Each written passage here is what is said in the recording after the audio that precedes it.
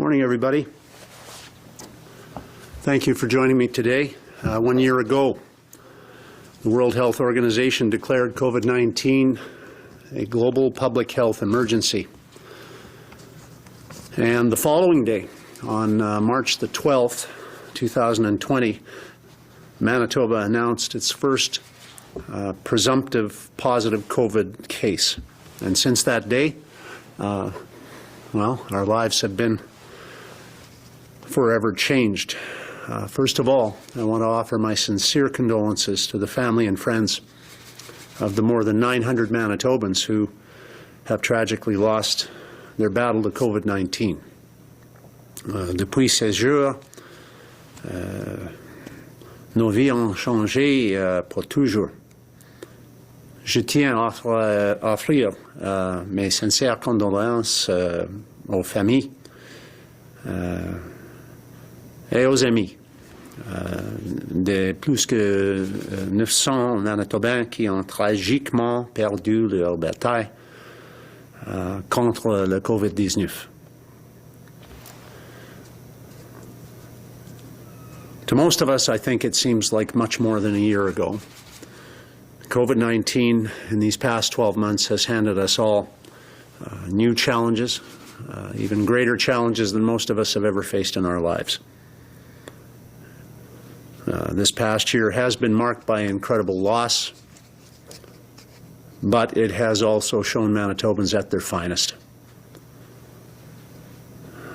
We have lost people we will miss, but we have saved thousands of lives by bending the COVID curve together. And to that goal, I think we must continue to dedicate ourselves as we see the impacts of COVID continuing while we wait for a vaccine, as we see the impacts of these new variants accelerating the concerns in other regions of the country and the world. We also know that this is a marathon, not a sprint. And so I urge Manitobans to stay at it and keep playing defense and doing the right things. And remember, these sacrifices are worthwhile because they are saving the lives of fellow Manitobans. Your determination and your compassion, your commitment to helping protect your fellow Manitobans has been second to none. And it's enabled us together to face these challenges head on, as Manitobans have done and as Manitobans always do. While our government remains steadfast in our commitment to protect Manitobans as best we possibly can from COVID-19 and to help create the conditions for sustained recovery, economic growth, the business of government has to go on and must go on because we have many other challenges that are there for us to address too. And today I want to talk to you about our government's next steps following the release of the recent economic review of Bipole III and Keeyask that was commissioned and authored by former Premier Brad Wall. Nearly 2 weeks ago, all Manitobans learned, many of us for the first time, some of the details around the political interference with Manitoba Hydro's Bipole III line, what some call the Bipole Waste Line, and the Keeyask projects, a large dam in northern Manitoba that resulted in the tripling of Manitobans' debts, their hydro debts, that resulted in more than $10 billion debt burden being handed to Manitobans. This, the magnitude of this, what I call the scandal of the century, is hard to comprehend. What is $10 billion? What could $10 billion do if it hadn't been thrown at the Americanization of Manitoba Hydro, at that gamble, that rolling of the dice of Manitoba Hydro? What could it have done? What it is equivalent to? Let's put it in this way. More than 50 new hospitals could have been built with that amount of money, more than 100 new schools, more than 200 personal care homes could have been built. And more than 10,000 miles of road could have been repaired and built too. That's how big this number is. It's enormous. And this $10 billion debt burden is unprecedented in the history of our province. And I believe, as Manitobans come to understand the magnitude of this, it will be even more deeply troubling for Manitobans as well. And Manitobans know that it's important to me, because I know that it's important to our future and that of our children and grandchildren. And that is why we're totally committed to making sure that this type of thing never, ever happens again. The fundamental difference between the previous administration and our government, I believe, is we trust Manitobans. And the previous administration acted in a way that demonstrated that they did not. And that distrust is at the root of many of the things that we now have to correct that led to this $10 billion burden. Our government's committed to keeping Manitoba Hydro a Crown Corporation. We're committed to restoring Manitoba Hydro to the crown jewel it once was. And we're committed to keeping it focused on Manitobans. Focused on Manitobans so that we don't ever again lose that focus by making others more important than Manitobans. We've already acted to strengthen that relationship of trust with Manitobans. We've replaced the old Crown Corporation Governance Act. It's a piece of legislation that was so weak that it allowed this $10 billion burden to happen, quite frankly. And we've strengthened it and made it much more able to protect Manitobans by increasing the accountability and the transparency that governments have to demonstrate when they're dealing with crown corporations like Manitoba Hydro and others. Adding new requirements for public disclosure, for example, so that Manitobans understand that if the government wants to influence one of the crown corporations in a certain way, they will know that. And that's something they didn't know about the previous government until, most Manitobans didn't know until the Wall Commission reported that the previous government had instructed Manitoba Hydro to do things like build the Bipole line over to the west half of the province almost to Saskatchewan at a cost that would be more than $1 billion in excess of putting it on the east side of the lake. Manitobans didn't realize, most Manitobans didn't realize that this was instructed by the previous NDP government. Our government has also taken action with the introduction of Bill 35. Now, Bill 35, because I think most Manitobans probably don't know the numbers of the bills, what they stand for, I'll explain that Bill 35 is the Public Utilities and Ratepayer Protection Act. And what it's designed to do is to ensure that all current and future operations of Manitoba Hydro are transparent and fully accountable to Manitobans, and that has not been the case in the past. Bill 35 goes further to strengthen the Public Utilities Board to provide a more effective regulatory process. Now, what does that mean? Well, it means ensuring that the Public Utilities Board can't be influenced by governments in the future as much as it was during the time of the Keeyask and Bipole projects. By enhancing the Public Utility Board's independence, by giving them new powers to manage their own budget, to manage their own business plan, to manage their own staffing, so that they are able to truly represent and protect Manitobans without undue political influence. Allowing the Public Utilities Board to make recommendations about Manitoba Hydro and other Crown Corporations' operations and capital management is something that's never been done in the past. And this, again, is what allowed Manitoba Hydro, with the guidance of the NDP government and the instruction of the NDP government, to throw $10 billion into a plan to help Americans get cheap hydro while Manitobans ended up paying the bill. We're also going to require, with this bill, public review so that any major hydro projects that come forward above $200 million or more Any major long-term power purchase or export contracts have to be reviewed by the Public Utilities Board, with the public being able to see it. I guess what I'm trying to say is we're bringing Manitoba Hydro back into the light after years of it being shrouded in secrecy and darkness.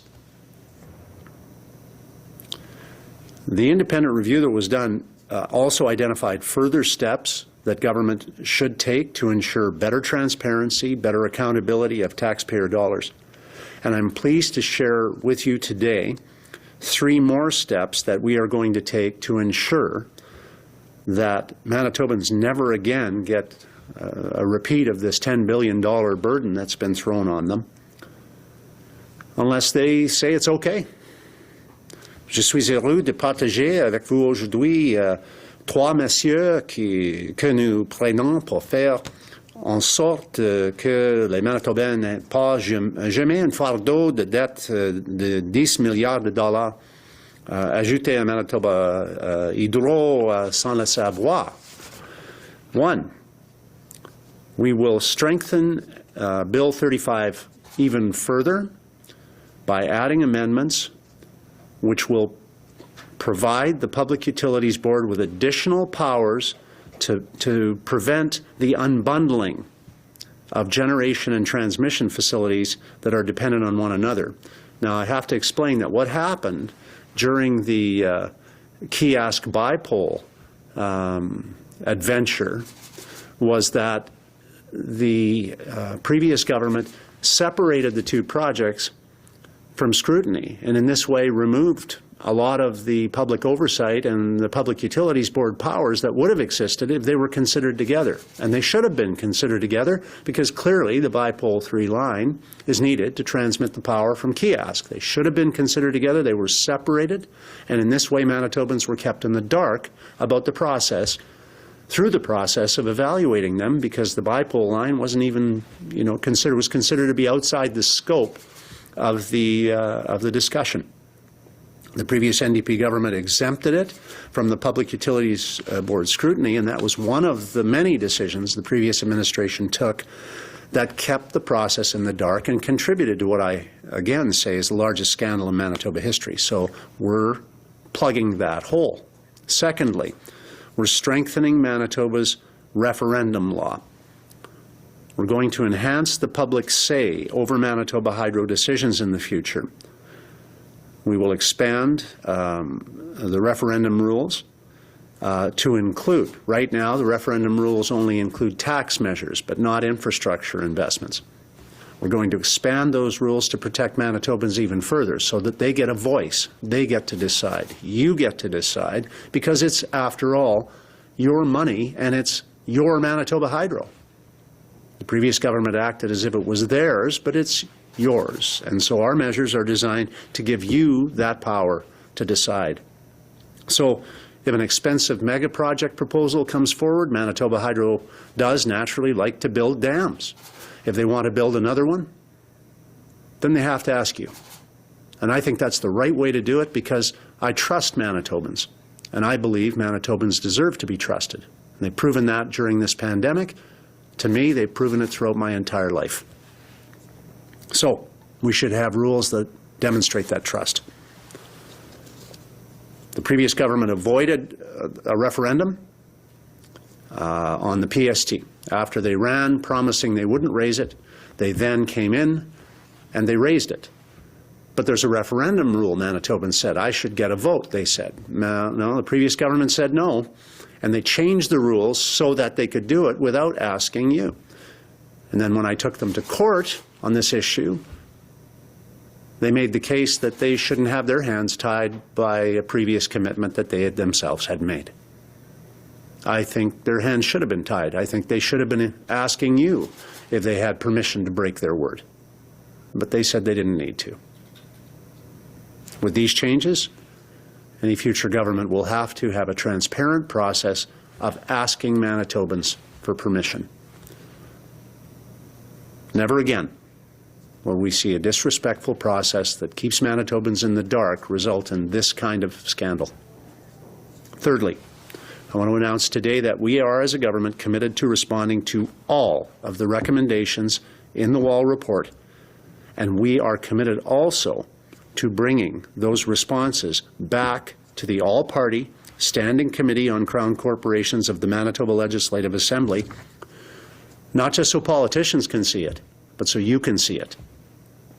And these processes mean that any Manitoban who is interested can come forward and they can register and they can participate. More light, less darkness, never again. Manitobans expect this of their government. They didn't get it in the past. They deserve it now. They will get it now. Allowing Manitobans to have their say has been and will continue to be a top priority of my government. We have actively engaged in pre-budget consultations, for example. We've actively engaged in consultations on Engage Manitoba throughout the entire pandemic. We have made public our mandate letters to all of our ministers for the first time in Manitoba history, because I believe in and I trust Manitobans, and so we'll keep acting like it. Permettre aux Manitobans d'avoir leur mot à dire a été et continuera d'être une priorité absolue de notre gouvernement. Le NDP a ignoré les experts et Manitobans, nous écoutons. As a government, we committed to Manitobans to find out what went wrong with Manitoba Hydro's Keeyask and Bipole projects. We have some of those answers now, and through the investigative commission, we have other questions that need further investigation.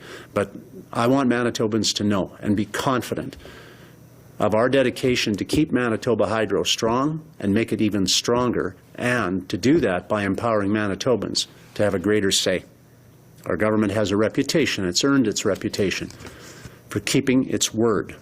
We said we would fix the finances, and we did, just in time to face the most significant public health and fiscal challenge our province has ever witnessed.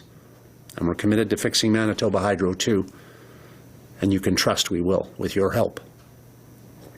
Thank you. Look forward to your questions. Thank you, Mr. Premier. A reminder to our reporters on the line, you will have one preliminary and one follow-up question. Up first this morning from CBC Radio Canada, Matthew. Hi, Premier. Since this morning, several people have called their pharmacists and doctors for the AstraZeneca vaccine, and several doctors and pharmacists do not seem to be prepared to make an appointment. What do you think about the situation? I think that it's a first-of-its-kind challenge, and we need Team Manitoba, and Team Manitoba only works with the cooperation of Manitobans. So I know that the vaccine team's been working diligently with the Pharmacists Association, representatives from Doctors Manitoba, to communicate and to gather support to get the vaccines out there. And I think that Manitobans are very excited to see that partnership happen and work. Okay, and why French services are not available for making an appointment over the phone? Sorry, Matthew, you cut out on me there. Can you say that again, please? Oh, yeah. Why French services are not available for making an appointment over the phone? C'est une bonne demande. Je ne suis pas certain. C'est une bonne question pour les comités des vaccins. J'espère le comité va provenir la réponse pour vous tout de suite. From CBC Manitoba, Ian. Good morning, Premier. We have a hydro strike right now with some workers on strike. Your government has set guidelines for hydro, including asking for a 2-year wage freeze. Why not step out of the way and let the Crown and the union negotiate? Because we take the responsibility of setting mandates for bargaining seriously, because that is our responsibility. And because we have to understand that the bargaining process that ensues is not always pretty, but needs to be respected. That's why we've made it clear, as opposed to the previous administration not making it clear, what we would suggest as a starting position, and that's what the mandate is all about. Manitoba has had the worst COVID-19 death rates of any province in Canada during the second wave. What's your reaction to that? Well, a second to Quebec, and I'm deeply displeased, and I certainly don't feel anything but sorrow for the families impacted directly by COVID, and all of us who care deeply for and love our seniors know that this has been hardest, not just here in Manitoba, but around the world on seniors. I believe in our situation, more than 75% of those who passed were over the age of 60 in our province. Being one of those people, I feel personally very sensitive to the vulnerabilities that I know seniors feel, not just in personal care homes, but around the province. And so that's why we had taken many steps prior to COVID in investing in our seniors' homes, for example. That's why we took steps during the early days of COVID to strengthen supports for our seniors, financial and otherwise. And that's why we'll continue to act on the recommendations, for example, of the Stevenson report around how to do a better job with personal care home management in the future, so that these types of situations, when they arise, and we pray they never arise again, but when they do, they can be better addressed to save lives and help give security to our beloved seniors. From the Canadian Press, Steve. Good morning, Premier. This concept of a referendum for megaprojects, would that just apply to energy megaprojects, or would it apply to, say, massive highway interchanges on the perimeter highway? Steve, you know what? We're going to get to the detail of it, but the idea here is to empower Manitobans to have a say. I can envision where it would apply most certainly to significant projects like proposals from liquor and lotteries for, say, a third government-run casino, because that would enter into the levels we're thinking of. And we'll iron out the details, and the important thing is, and the public will have the chance to weigh in on where they think their voice should be heard, the threshold at which it should require a referendum, and so on. But the conceptual reason for this is to make sure we don't repeat the mistakes of the past. Obviously, with Keeyask and Bipole and the costs, the significant costs that they added to Manitoba's future, tripling of hydro's debt in a short few years, in hindsight, it would have been better if we'd had Manitobans have a chance to weigh in. And do you think a referendum is good when some of these projects might be unpopular at the time, but proven to be very effective in the future? I'm thinking specifically about Duff-Roblin building the floodway, and whether that might have been passed by a referendum at the time. Well, it calls for speculation, I suppose. What we shouldn't speculate on is the reality that referenda are used all around the world. They're used throughout Europe. They're used in most United States on a regular basis exactly for mega projects such as these. And it's our responsibility as a government, if we wish to proceed with a project of this nature, to make the case that public support has to be earned. To suggest that Manitobans wouldn't have supported Duff's Ditch is speculative. I think a case could have been made then, and was made very effectively. And so I think that making the case, if we could go back in a time machine, which we can't, a decade ago, the government should have allowed Manitobans to weigh in on whether we needed to buy a Keeyask dam or not. There's a preponderance of evidence to support continuing or not, and Manitobans should have had the chance to weigh in on the proposal, but they were deprived of that by a government that covered up the process.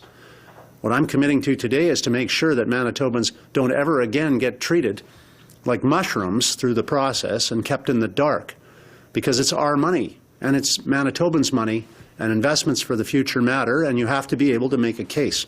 That case wasn't made. Even if it was made, Manitobans were asked to just buy it and pay for it without a say. I don't think that was fair or right. From CTV Winnipeg, Kayla. Hi, Premier Pallister. This is Kayla from CTV Winnipeg. I'm just wondering, do you know if the province is considering pausing vaccinations with the AstraZeneca vaccine, given the reports of blood clots in some people who've received it? First I've heard of it, Kayla. I think that's a good question for our vaccine leadership, and we'll certainly be able to get them to respond to your inquiry. Okay, well, that's all for me. Thank you. From City News, Jonas. Good afternoon, or good morning, Mr. Premier. It's Jonas from City News. Today, of course, is the one-year anniversary of the declaration of the pandemic.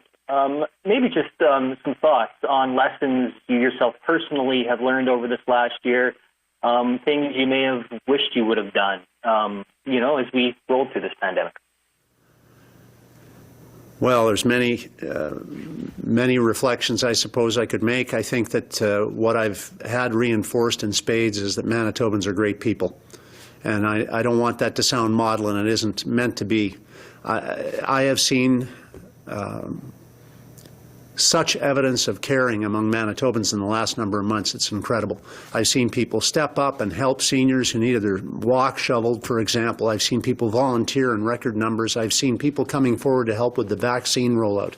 I've seen small business people step up to provide PPE when we couldn't get it from the federal government. I've seen people going out of their way on the front line to serve at risk to themselves. I've seen people step up and say thank you to those people.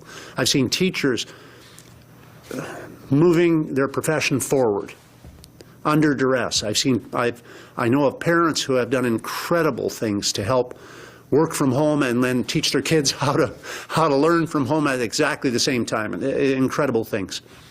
I've seen more people outside walking safely with distance than I've ever seen before. And I've seen people, and I've heard from people who've told me they've learned how to love Manitoba and each other in a way that they didn't before. So there's good things. There's some very emotional things too. We'll come out of this thing and we'll do it together and we'll be stronger for it in the end. Thank you, sir. I guess just as far as maybe a governance structure or a public health perspective, anything that this pandemic has shown you or anything that maybe we can learn moving forward? Sure. Well, until people felt that they mattered, there wasn't an adherence to the public health orders to the degree that it could protect us. We didn't get enough of a first wave for a lot of Manitobans to believe that they really were at risk or that they were putting others at risk. And so what we saw on October 20th was the first day we went to 3 figures. After Thanksgiving weekend, we saw a massive push up in our number, in part because Manitobans, too many, thought that COVID wasn't real, or they thought it wasn't a threat, or they thought that they could still get together in big numbers in close quarters. And I'm not blaming any group, I'm not blaming any individual, I'm just saying the reality of the situation was different then than it is now. What we're seeing now is that people have matured and they've learned and they've seen that they matter, and what they decide to do about their own public health and adherence to public health measures really, really matters. So that education had to happen the hard way for many people. If I had it to do over again, we would have had more enforcement. I've said that several times. We would have had more enforcement. We would have, sadly, some people only seem to want to change unless it impacts their pocketbooks. Too bad that we have to do that, but we should have done that a little sooner, I think. But beyond that, I think that what we've seen here in Manitoba is a real maturation of our people who have learned through this experience that they are important people and that they don't just affect themselves. They're, as Dr. Roussin says, we're in this together, and people know that now. From the Winnipeg Free Press, Larry. Premier, my first question is following up on some of the others that have been asked already. Apart from enforcement, more enforcement or sooner enforcement, is there anything else you would have done differently in terms of the handling of the pandemic? Yeah, I think we should have acted earlier, Larry, on 2 fronts. One we have taken action on recently. The other we acted on fairly quickly but could have acted on sooner. The first was PPE. We were assured by Ottawa, and all the premiers were assured, that we'd have personal protective equipment. We realized within a few weeks that this was not going to be forthcoming. We took steps then to work with Manitoba, mostly Manitoba providers and small businesses, and we were able to step up. But there was a gap in there, Larry, that I regret in hindsight. I mean, it's a joke, an old joke. We're here from the government, or we're from the government, we're here to help. When I hear that from the federal government, I should, after all my years in public life, I should be more suspicious than I was last year. We should have acted, I think, a few weeks sooner. So PPE availability wasn't what I wanted it to be. I don't think it's what the people at the front line wanted it to be. I think that's an issue that we've addressed now. Going forward, I am much more confident, but in that gap in the spring, that was definitely an issue. Right now, the biggest issue, and it is the biggest issue I think that Canadians recognize, is limiting our ability to protect ourselves against COVID, is just the slowness of the vaccine rollout. Here in Canada, the federal government relied not on Canadian providers, and they have reasons for choosing the strategy they did, but relying on international providers, 100%. And we've taken steps to address the domestic future issue by entering into relationships, and other provinces are looking at this as well, to encourage research, development, and manufacturing of vaccines here in our country going forward, so that when we need boosters next year, or we don't know the science yet, it may be in months, but it may be not till next year, we'd be able to be sure that we're getting them, and we'd be sure we get them from Canadians than from people from India, or else we're not picking on India, but people from around the world. So in hindsight, I think it would have been better if we could have, as a province and as a country, acted sooner to build up our domestic production, manufacturing of vaccines, and we wouldn't be 62nd or whatever we are right now, and we wouldn't be waiting for this onslaught, this tidal wave of vaccines. We would have had them, weeks, months ago, and be in a better position to protect our people. As a follow-up on the vaccines, the province has set a goal of administering 20,000 doses of COVID vaccine daily as of April 1. It looks like now that supplies will be there. How confident are you that the province will be able to meet that target? Well, I'm confident, Larry, that your paper will have lots of opportunities to cover hiccups along the way, because it's a first-time challenge, but I'm also really impressed with the work of the vaccine team, too. I know that there's going to be challenges with this because we've never done it before, right? I mean, this is massive, massive undertaking. But the extensive planning and the work that's gone into this by our vaccine team, I think all Manitobans deserve to give a vote of thanks to the team for the work they've done, and also to the folks that have stepped up and volunteered. We've got, I think close to 2,000 people now. I stand to be corrected on the exact number, Larry, but that have offered to be part of the vaccination group from so many different walks of life, professions and backgrounds. So, it's really impressive. We're all hopeful. But again, every time you ask me this, or anyone else in the media asks me this question, Larry, I'm going to remind people, look, the vaccines are coming for sure, but we can't let up. We have to play defense. We're already seeing in Ontario and BC significant push up in the number of variant cases, and they're more dangerous variants.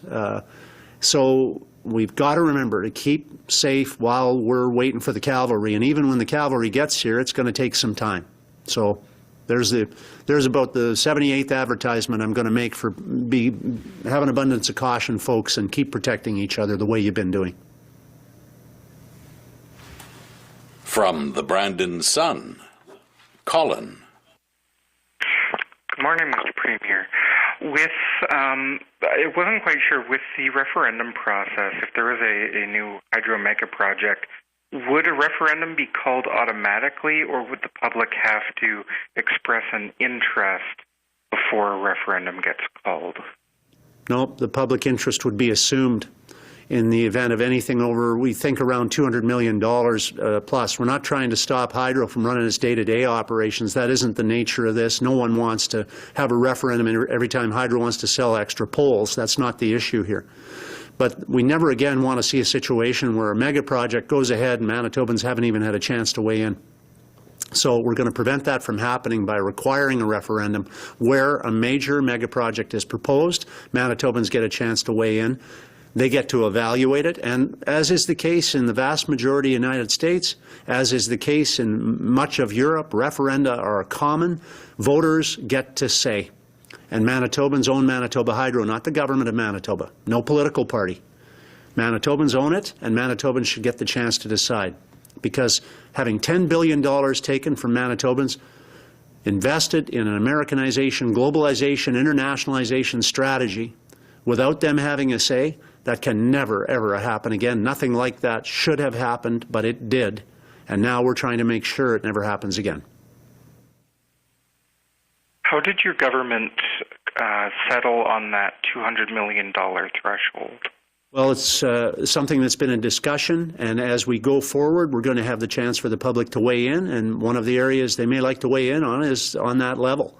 But we know that that is a threshold at which significant investment would be required were you to do a smaller dam, for example. A Keeyask dam, of course, is closer to $10 billion, not $200 million. So the topic of the threshold is one which Manitobans can be heard on through the open committee process that we're going to use. The point is, our government trusts Manitobans enough to have a process that brings this up into the light instead of the process the previous government used, which kept it in the dark for many, many years. Our final reporter this morning, Mr. Premier, will be from the Winnipeg Sun, Josh. Good morning, Mr. Premier. You referenced the lawsuit when you challenged the PST hike in court. Now, the Court of Queen's Bench ruled the referendum requirement for the PST hike was unconstitutional. What would make this proposal constitutional? The basic change is this, Josh. We require that the process go through an open public committee if a government wants to amend its bill. In other words, what happened with the PST was, A, the NDP ran on a promise they wouldn't raise it. B, they then proposed to raise it. In between, they changed the referendum rule to let them do it. What we're proposing to do here is two things. One, to bring in the new referenda that we talked about, requirements for mega projects, to give Manitobans a say in that. But two, to also require that the government has to go to public committee if they wish to amend any referendum bill. In other words, Manitobans would then know that they were doing this. I would say 99.9% of Manitobans didn't know that the NDP actually took away your right to vote by way of amending the legislation because there wasn't a public committee. There wasn't a requirement for the public to weigh in. There wasn't an opportunity for Manitobans to say, whoa, whoa, whoa, hold it a second. You said you weren't going to raise that tax.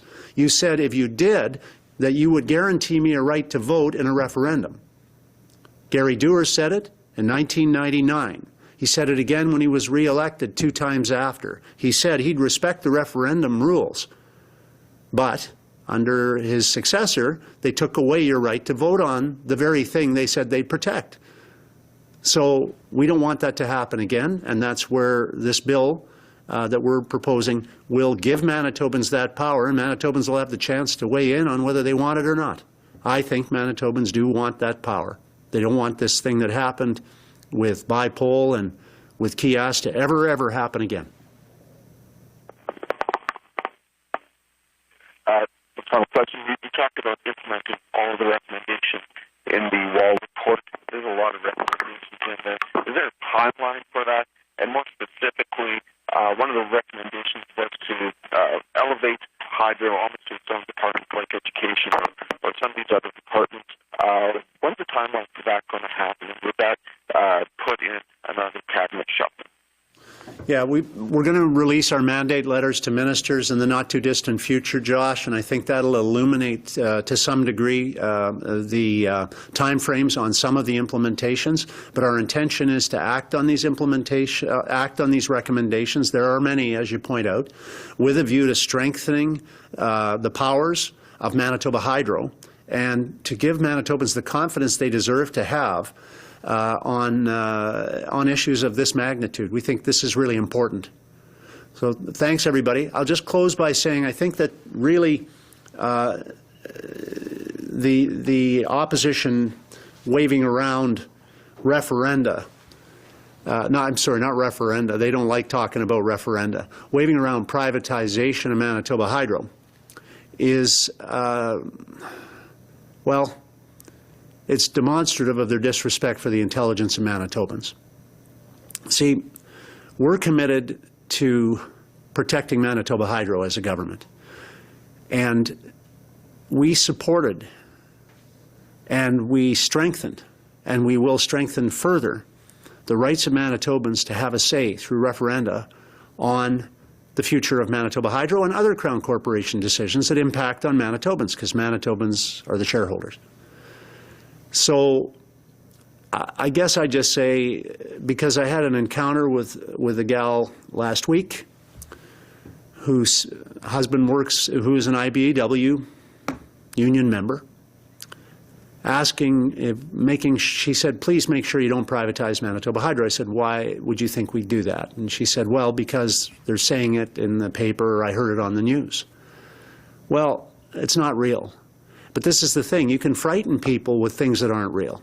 You can say things enough that people will think they're real. And I'm afraid the opposition's actually trying to scare people, like they did earlier when they tried to scare cancer patients in the 2016 election by telling them they wouldn't get their drugs, or teachers and nurses by telling them they get fired, or whatever.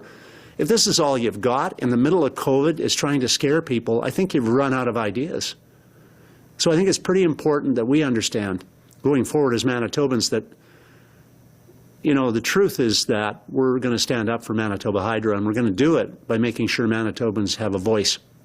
And we're not going to do it by trying to scare them, mislead them, or get our way by telling them lies.